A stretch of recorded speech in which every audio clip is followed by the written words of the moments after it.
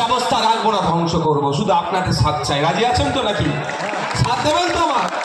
এটাও বলে যাচ্ছে আপনাদের, জোর গলায় বলে যাচ্ছে, গুন্ডা মস্তান মুক্ত করেছি ভাঙড় থেকে আপনাদের সহযোগিতা নিয়ে।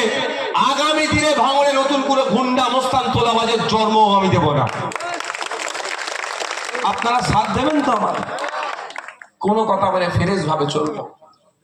5 বছর সুযোগ দিয়েছেন, আমি কথা দিয়ে যাচ্ছি, এই ভাঙড়ে আর তোলাবাজি হবে না, গুন্ডামি হবে না, মাস্তানি হবে না, সিন্ডিকেট রাজও আমি চালাতে দেবো না। শুধু দরকার আপনাদের সাথে। ওখানে বসতে রাখুন না বাবু, ওখানে বসুক না বাবু, ওখানে বসুন, যখন কথা বলে তখন দেখে নেবেন।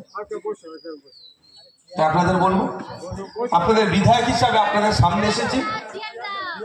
আপনাদের কারো কিছু চাওয়া পাওয়া, অভাব অভিযোগ থাকলে আমাকে নির্দ্বিধায় এসে বলতে পারেন, তৎক্ষণিক সমাধানের হলে আমি সমাধান করে দেব। আর না হলে কোন দপ্তরে বললে সমাধান হবে, কোন মন্ত্রীকে বললে সমাধান হবে, সেইগুলো আমি শুনব এবং সেই দপ্তরে আমি গিয়ে ফিজিক্যালি যেতে পারি বা চিঠি করে বা আমার লোককে পাঠিয়ে সমাধান করার সর্বোচ্চ চেষ্টা করব। আপনারা এখানে যারা আছেন, আমি এটা গত 5 বছর ধরে প্র্যাকটিস করছি।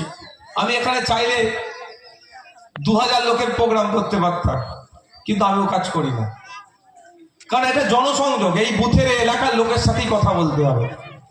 এলাকার লোকের চাওয়া পাওয়া থাকতে পারে। যদি 5000 লোকের, 2000 বা 500 লোকের প্রোগ্রাম করি, সবাই আমার কাছে এসে বলতে পারবে? এই বুথের লোকেরাই দেখবেন কি হবে, বলতে পারবেন। বা এই এলাকার লোকেরাই তাদের দাবি দাওয়া কি, অভাব অভিযোগ কি, তারা শোনাতে পারবে না, কারণ তখন লোকের ভিড় থাকবে। ওই জন্য এটা রাজনৈতিক প্রোগ্রাম রাখিনি, এটা একদম রেখেছি কি প্রোগ্রাম, বিধায়কের প্রোগ্রাম। আর বিধায়ক এখন কোন রাজনৈতিক দলের নির্দিষ্ট নয়। বিধায়ক কার? জনগণের, ভাঙড়ের। তাই ভাঙড়ের বিধায়ক ভাঙড়ের মানুষের গাড়ি এসেছে। ভাঙড়ের মানুষ, এই জায়গাটার নামটা কি,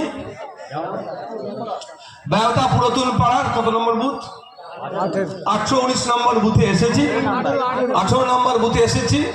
আপনারা আপনাদের সমস্যার কথা আমাকে তুলে ধরতে পারেন, আমি সমাধান করব।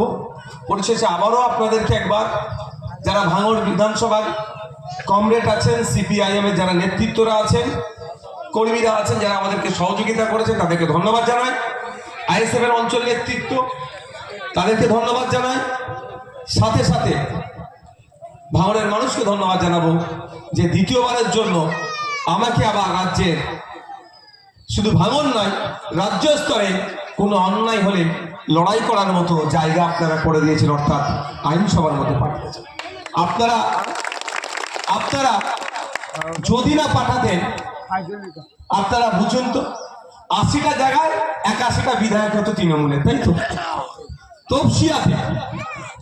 তপসিয়াতে গত পরশুদিন দেখেছেন, তপসিয়াতে গত 4 দিন আগে অভিযোগ, ওটা নাকি ইললিগাল কনস্ট্রাকশন।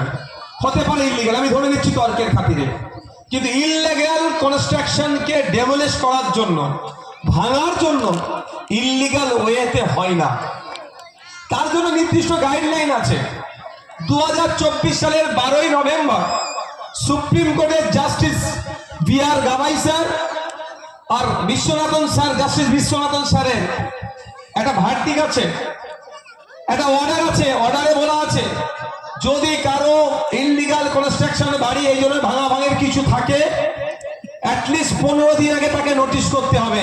অনেক কটা গাইডলাইন আছে, কিন্তু তপসিয়াতে দেখুন ওরা জানেও না, ওদের হাতে নোটিশ পর্যন্ত পৌঁছায়নি। ওদের আত্মীয় স্বজন দেখছে যে বুলডোজার আসছে, এই বাড়িটা ভাঙবে বা ভাঙা শুরু হয়েছে। ওদের একটা কোম্পানি ছিল, ফ্যাক্টরি, ওরা একটু দূরে থাকতো। ওই আত্মীয় স্বজনের ভিডিওটা ওদেরকে পাঠিয়েছে, এইরা তোদের কারখানা এই হচ্ছে, ওরা ওই ভিডিও দেখে ছুটে আসে। তাই কতটা অনৈতিক পন্থা অবলম্বন করে হচ্ছিল। 80টা বিধায়কদের কাউকে একটা শব্দ খরচ করতে শুনেছিলেন? একবার যেতে রেখেছিলেন, ওখানকার কাউন্সিলর তৃণমূলের, ওখানকার এমএলএ তৃণমূলের, ওখানকার এমপি তৃণমূলের, কিন্তু কেউ দাঁড়ায়নি।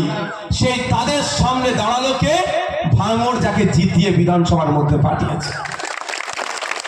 কেন বারবার ওরা কথা বলছিল বাড়ি দেবো, টাকা দেবো, এ দেবো, এ করে আপনাদের ভোটটা নিতে চেয়েছিল।